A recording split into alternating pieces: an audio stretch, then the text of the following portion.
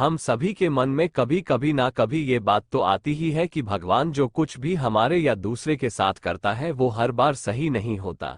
भगवान हर बार जो फैसला हमारी जिंदगी के लिए लेता है वो हमारी सोच के अनुसार सही नहीं होता। ऐसे में हम ये सोचते हैं कि अगर मैं भगवान होता या भगवान की जगह होता तो ऐसा नहीं होने देता या फिर कुछ अलग करता या सबकी जिंदगी में सिर्फ खुशियां और पैसा दे देता। इस दुनिया में अलग अलग धर्मों के लोग हैं और अपने धर्म के अनुसार हर किसी के अपने अपने भगवान और उनकी अपनी अपनी शक्तियां। हर धर्म के लोग एक ऐसी शक्ति पर विश्वास रखते हैं जिसके बारे में उन्हें लगता है कि वही उनकी जिंदगी को चलाता है और वही उनके सुख दुख का हिसाब भी रखता है। लेकिन जब हमारी जिंदगी में बहुत तकलीफें या मुसीबतें आती हैं तो हम उस ऊपर वाले की करनी पर शक करने लगते हैं और ये सोचते हैं कि अगर हम उसकी जगह होते तो सब कुछ ठीक कर देते, दुनिया में खुशियां ले आते, लोगों की जिंदगी बदल देते या और कुछ। आज इस भगवान की मोटिवेशनल कहानी के जरिए आप ये सीखेंगे कि क्यों हमें ऊपर वाले की करनी पर शक नहीं करना चाहिए। वो जो करता है उसके पीछे कुछ ना कुछ कारण होता है। ये मोटिवेशनल कहानी खासतौर पर उन लोगों के लिए है जिन्हें भगवान पर विश्वास होता है और जो ये मानते हैं कि ऊपर वाला हमारे साथ जो करता है वो हमारे कर्मों का ही फल होता है। इस गॉड स्टोरी इन हिंदी को एक पॉजिटिव सोच के साथ पढ़ें और सुने। अगर नेगेटिव सोच के साथ आप इसे सुनेंगे तो आप इस स्टोरी से कुछ सीख नहीं पाएंगे। बहुत समय पहले की बात है। एक गांव में मनोहर नाम का एक व्यक्ति रहता था। वो गांव में रहकर कि छोटा मोटा काम करके अपना जीवन यापन करता। मनोहर भगवान पर बहुत विश्वास रखता था। गांव में जब भी किसी के साथ कुछ अच्छा होता तो वो मंदिर जाकर भगवान से हमेशा उस चीज के लिए धन्यवाद बोलता। लेकिन गांव में जब कभी किसी के साथ कुछ बुरा होता तो वो भगवान के सामने जाकर उनसे सवाल करने लगता। सवाल करने के बाद वो अक्सर ये बोलता कि भगवान आपने उनके साथ अच्छा नहीं किया, अगर आपकी जगह में होता तो सब कुछ ठीक कर देता। मनोहर के सवाल करने की इस आदत से तंग आकर एक दिन भगवान उसके सामने प्रकट हो गए। उन्हें देखकर मनोहर आश्चर्य से भर गया। भगवान बोले, मनोहर तुम हमेशा किसी का बुरा होने पर मेरे पास आकर मुझसे सवाल करने लगते हो और ये सोचते हो कि अगर तुम मेरी जगह होते तो सब कुछ सही होता। जैसा तुम सोचते हो ये सब उतना आसान नहीं है। मुझे हर किसी के लिए सही व्यवस्था करनी पड़ती है। एक जगह पर खड़े रहकर धैर्य से लोगों की प्रार्थनाएं, सुख दुख गुस्सा ये सब सुनना और किसे क्या देना है या किसी से क्या लेना है ये सब तय करना आसान नहीं होता। मनोहर बोला, प्रभु आपका काम तो आसान ही है। आपकी तरह मैं भी दिन भर धैर्य के साथ एक जगह पर खड़े रहकर ये सब कर सकता हूँ। मनोहर की बात सुनकर भगवान बोले, ठीक है, अगर तुम्हें लगता है कि तुम ये सब कर पाओगे तो आज पूरे दिन मेरी जगह खड़े रहकर तुम मेरी जिंदगी जियो। लेकिन एक बात का ध्यान रखना, मंदिर में हर कोई अपनी इच्छा के अनुसार कुछ ना कुछ मांगेगा। कुछ अच्छा बोलेंगे तो कुछ बुरा बोलेंगे। तुम्हें बस उनकी बातें सुननी है और धैर्य के साथ अपनी जगह में चुपचाप खड़े रहना है और अपनी तरफ से कुछ नहीं करना है। मनोहर मान गया और एक दिन के लिए वो भगवान की जगह पर खड़ा हो गया। थोड़ी देर बाद गांव का एक धनी व्यक्ति मंदिर में आया और भगवान से बोला, प्रभु मैं अपना कारोबार दूसरे गांव में भी करने जा रहा हूं।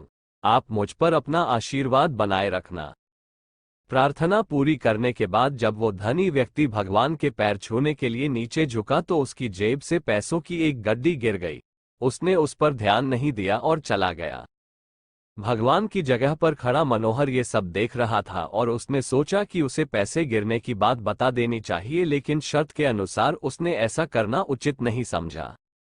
उसके जाने के तुरंत बाद मंदिर में एक गरीब व्यक्ति आया और उसने भगवान से कहा, प्रभु गरीबी के कारण मेरे परिवार को 2 वक्त की रोटी मिलना भी बहुत मुश्किल हो गया है और ऐसे में मेरी माँ भी बीमार हो गई है। उसके इलाज के लिए भी मेरे पास पैसे नहीं है। प्रभु मेरी मदद करिए। ऐसा कहकर जब वो गरीब व्यक्ति भगवान के चरण छूने लगा तो उसकी नज़र उन गिरे हुए पैसों पर पड़ी और भगवान का आशीर्वाद समझकर उसने वो रख लिए। मनोहर इस बार भी कुछ नहीं बोला और उसने गरीब व्यक्ति को वो पैसे ले जाने दिए। थोड़ी देर बाद मंदिर में एक व्यापारी आया जो कि समुद्र के रास्ते अपना व्यापार किया करता था। भगवान के पास आकर वो बोला, प्रभु व्यापार की वजह से मैं 1 महीने के लिए समुद्र की यात्रा पर जा रहा हूँ। मेरी गैरहाजिरी में आप मेरे परिवार का ध्यान रखना और मेरी यात्रा को भी सुरक्षित बनाना। वो व्यापारी जैसे ही प्रार्थना पूरी करके मंदिर से निकलने लगा, इतने में वो धनी व्यक्ति पुलिस लेकर मंदिर में आ गया और उस व्यापारी की तरफ इशारा करते हुए बोला, मेरे बाद इस मंदिर में यही आया है और मेरे पैसों की गड्डी इसे ही मिली होगी, आप इससे पूछताछ करिए। उस व्यापारी ने पुलिस को काफी समझाया कि वो गड्डी उसके पास नहीं है, लेकिन पुलिस ने उसकी एक ना सुनी और उसे पकड़कर ले जाने लगे।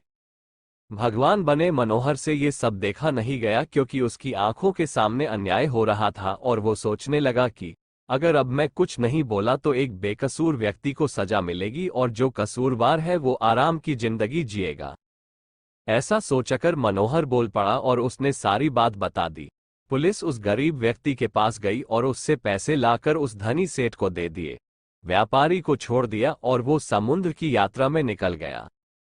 मनोहर इस बात से बड़ा खुश हुआ कि उसने गलत होने से रोक लिया और जो सही था वही किया, लेकिन इस सब में उसने अपनी शर्त तोड़ दी और भगवान फिर से वहां आ गए।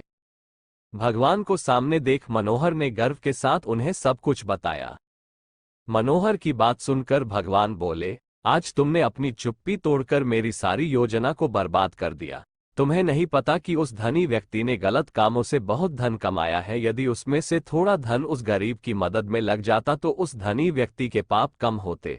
और वहीं तुमने उस व्यापारी को समुद्र की यात्रा पर भेज दिया, जबकि कल समुद्र में तूफान आने वाला है जिसमें उस व्यापारी का जहाज डूब जाएगा और वो जीवित नहीं लौट पाएगा।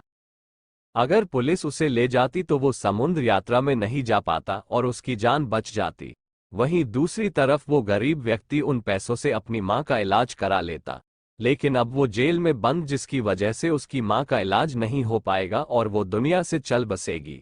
उसका परिवार अब और भी बदतर जिंदगी जीने पर मजबूर हो जाएगा। तुमने सब कुछ ठीक करने के चक्कर में सब कुछ बिगाड़ दिया।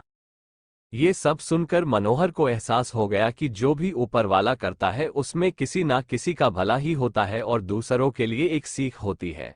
भगवान हर किसी के जीवन के बारे में सोचकर ही अपनी योजना बनाते हैं और उनके जीवन को चलाते हैं। भगवान की जगह लेना किसी इंसान के लिए आसान नहीं है। मनोहर मन ही मन बहुत दुखी हुआ और भगवान से माफी मांगकर वहां से चला गया।